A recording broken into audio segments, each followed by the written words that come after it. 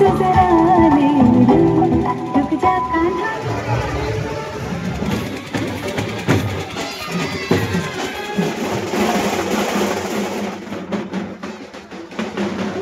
আজ রানীগঞ্জের 16 আনা মা দুর্গার প্রতিমা নিরঞ্জন। এই শোভাযাত্রা কেমন হয়, তাছাড়া 16 দিন পর কেন এই মা দুর্গার প্রতিমা নিরঞ্জন হয়। এখন আমি রানীগঞ্জের অন্যতম বিখ্যাত জায়গায় রয়েছি, সেটা হচ্ছে ঘাটু শ্যাম বাবার মন্দিরে। এখান থেকে আমরা সরাসরি চলে যাব রানীগঞ্জ বাজারে। রানীগঞ্জ বাজারে রয়েছে কিন্তু মা দুর্গার মন্দির। কেমন কি হচ্ছে এই শোভাযাত্রা সমস্ত কিছু তোমার সাথে শেয়ার করবো। আর এখনো পর্যন্ত যারা চ্যানেলটি সাবস্ক্রাইব করনি তারা চ্যানেলটি সাবস্ক্রাইব করো, লাইক করো, শেয়ার করো। তো চলো জয় মা দুর্গার নাম নিয়ে আজকের এই শোভাযাত্রা আমরা দেখব। রানীগঞ্জ ঘাটু শ্যাম বাবার মন্দির থেকে এখন আমরা চলে যাচ্ছি সরাসরি রানীগঞ্জ বাজারে, যেখানে মা দুর্গার মন্দির রয়েছে। সেখান থেকে কিন্তু শোভাযাত্রা শুরু হবে। চলো।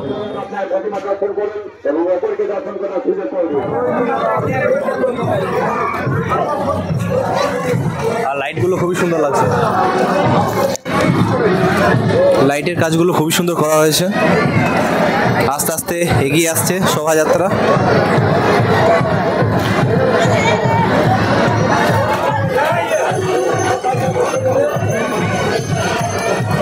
দীপাবলি আসছে, প্রদীপ, প্রচুর লাইট রয়েছে প্রথমে কিন্তু। আর রাস্তা দুটো সাইডে কিন্তু প্রচুর ভিড় হয়ে গেছে।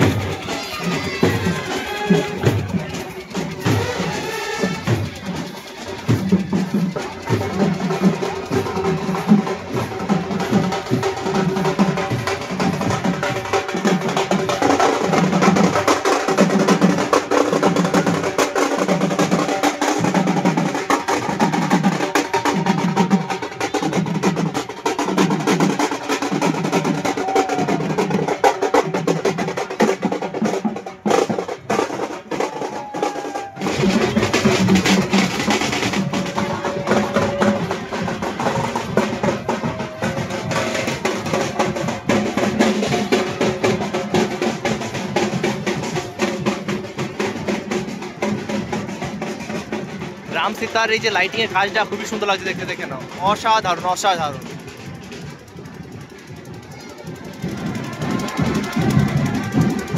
ইন্ডিয়ান আর্মিদের কিছু থিম।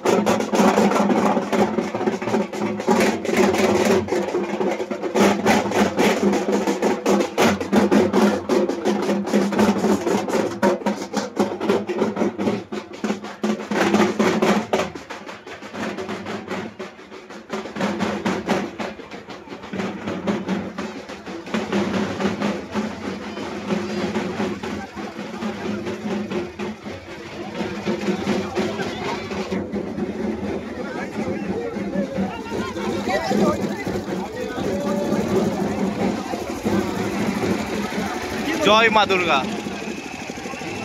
আসছে বছর আবার হবে। সবাইকে ভালো রেখো মা, মঙ্গল কর সবারই। এখন আমরা আস্তে আস্তে হেঁটে যাচ্ছি শিশু বাগানের দিকে।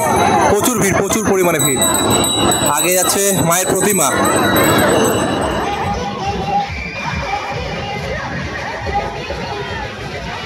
রানীগঞ্জের 16 আনা দুর্গা মায়ের যে শোভাযাত্রা হয় সেটা তোমাদের আমি দেখালাম। কেমন লাগলো কমেন্ট করে অতি অবশ্যই জানিও।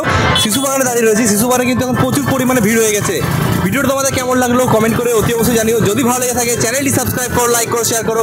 তো আসছি কোনো নতুন ভিডিও নিয়ে। এখন এ পর্যন্তই, বাই বাই। জয় মা দুর্গা, সকলকে ভালো রেখো মা।